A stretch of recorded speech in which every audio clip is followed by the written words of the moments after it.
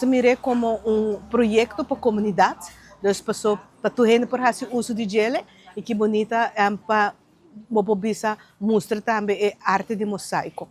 E essa aqui toma lugar, pero conjuntamente com o trabalhador da biblioteca, com a dona do tempo, junto com o voluntário, não estudante não de estudo de arte moça de Rita Werleman. Então, a gente se leu que o projeto te queda finalizar, que nós queda com uma bonita obra de arte também, que dona sua realce também para a Biblioteca Nacional Aruba. Durante programa Comitê Otatim para Jovem, não, nang asrekami, si mi por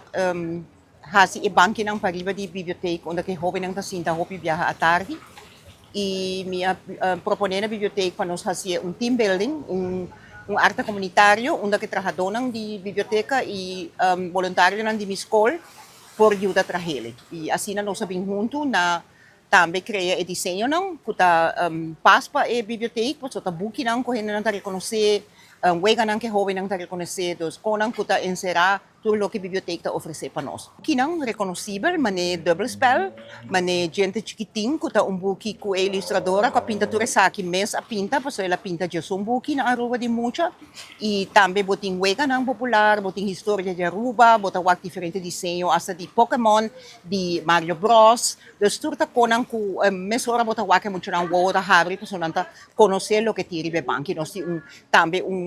borte de dam, ku não pubin ku não pieda não hunga, único que nós tá pedi para tu hopi não cozinha que não cuida essa aqui, para ser algo hopi valioso, eta encerrar hopi trabalho, nós trabalha 7 luna largo, com vários gente e ao nós entregar o projeto na biblioteca.